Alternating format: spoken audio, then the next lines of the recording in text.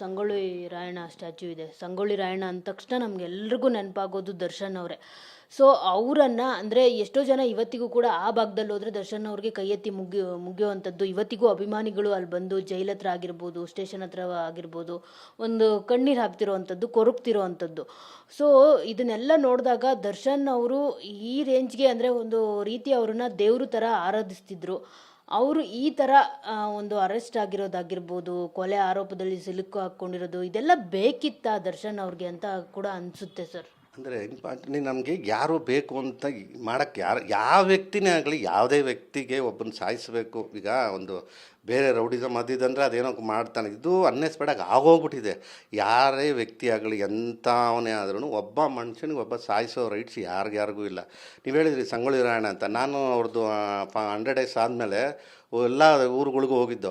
So ನಾವು ಕೆಲವೆಲ್ಲ ದೂರ ಊರುಗಳಿಗೆ ಹೋದರೆ ದರ್ಶನ್ ನೋಡ್ಬಿಟ್ಟು ಹಳ್ಳಿಲಿ ಕೆಲಸ ಮಾಡ್ತಾರಲ್ಲ ಹೊಲ ಗದ್ದೆಲ್ಲ ಅಂಥವ್ರು ರೋಡಿಗೆ ಬಂದುಬಿಟ್ಟು ಚಪ್ಪಲಿನ ಪಕ್ಕದಲ್ಲಿ ಎತ್ತಿಟ್ಬಿಟ್ಟು ಉದ್ದಂಡ ನಮಸ್ಕಾರ, ನಾವು ದೇವಸ್ಥಾನ ವೆಂಕಟೇಶ್ವರ ಸ್ವಾಮಿಗೆ ಆಗ್ತೀವಿ ಆ ಥರ ನಮಸ್ಕಾರ.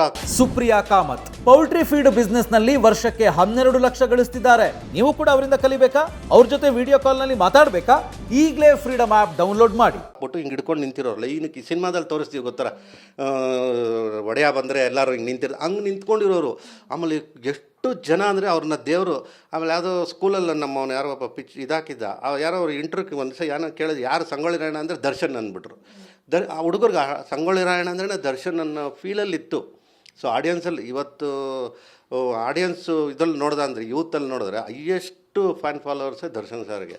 ಸೊ ಆ ಥರ ಇತ್ತು. ಇದು ಒಂದು ಇನ್ಸಿಡೆಂಟ್ ಆಗಿದೆ, ಹೆಂಗಾಯಿತು, ಯಾಕಾಯಿತು, ಏನು ಅನ್ನೋದು ಆ್ಯಕ್ಚುಲಿ ಆ ಮ್ಯಾಟ್ರ್ ನೋಡಿದ್ರೆ ತುಂಬ ಸಿಲ್ಲಿ ಮ್ಯಾಟ್ರ್ ಅದು. ಅದನ್ನು ದರ್ಶನ್ ಸರ್ ಅವರು ಒಂದು ಫೋನಲ್ಲಿ ಮಾತಾಡಿದ್ರು ಸರಿ, ಇಲ್ಲ ಅವ್ನು ಕರೆದು ಮಾತಾಡಿದ್ರು ಅದು ಹೋಗಿರೋದು. ಇದು ಏನಕ್ಕೆ ಹೋಗಿದೆ, ಇದು ಇಂಟ್ರಿಯಲ್ಲಿ ಏನೇನು ನಡೀತು ಏನಾಗಂತ ಯಾರಿಗೂ ಗೊತ್ತಿಲ್ಲ. ಸೊ ಹಿಂಗಾಗೋಗಿದೆ. ನಾನೇನೇ ಇಷ್ಟಪಡ್ತೀನಿ ಅಂದರೆ ಅವರ ಅಭಿಮಾನಿಗಳಿಗೆ ಅವ್ರಿಗೆಲ್ಲ ಒಂದು ಹೇಳೋಕ್ಕೆ ಇಷ್ಟಪಡ್ತೀನಿ, ಯಾರು ಎಮೋಷನಲ್ ಆಗಿ ಯಾರ್ಯಾರ ಬಗ್ಗೆನೋ ನೆಗೆಟಿವ್ ಆಗಿ ಮಾತಾಡೋದು, ಚಾನಲ್ ಬಗ್ಗೆ ನೆಗೆಟಿವ್ ಆಗಿ ಮಾತಾಡೋದು, ಪೇಪರವ್ರ ಬಗ್ಗೆ, ಪೊಲೀಸ್ನವ್ರ ಬಗ್ಗೆ, ಯಾರ ಬಗ್ಗೆನೂ ಅವ್ರ ಬಗ್ಗೆ ನೆಗೆಟಿವ್ ಆಗಿ ಮಾತಾಡಬೇಡಿ. ದಯವಿಟ್ಟು ನೀವುಗಳು ಈ ಥರ ಮಾತಾಡೋದ್ರಿಂದ ಮುಂದಿನ ದಿನಗಳಲ್ಲಿ ದರ್ಶನ್ ಸಾರ್ಗೆ ಒಂದು ಬೇಲ್ ತೊಗೊಳೋದಾಗಲಿ, ಒಂದು ಕೇಸ್ ಮೂವ್ ಮಾಡೋದಾಗಲಿ, ಬೇರೆ ಥರ ತೊಂದರೆಗಳಾಗುತ್ತೆ. ನಿಮ್ಮದು ಕೈ ಮುಗಿದು ಕೇಳ್ಕೊಳ್ತೀನಿ, ದಯವಿಟ್ಟು ಯಾರು ಎಮೋಷನಲ್ ಆಗಿ ಹೈಯಾಗಿ ಯಾರಿಗೂ ನೆಗೆಟಿವ್ ಆಗಿ ಮಾತಾಡಬೇಡಿ. ದಯವಿಟ್ಟು ಶಾಂತಿಯಾಗಿರಿ. ಎಲ್ಲರೂ ನೀವೆಷ್ಟು ಕೂಲಾಗಿ ಎಷ್ಟು ಶಾಂತಿಯಾಗಿ ಬಿಹೇವ್ ಮಾಡ್ತೀವೋ ಅಷ್ಟು ಬೇಗ ನಾವು ದರ್ಶನ್ನ ಹೊರಗಡೆ ಕರ್ಕೊಂಬರೋಕ್ಕೆ ಸಾಧ್ಯ ಆಗ್ಬೋದು.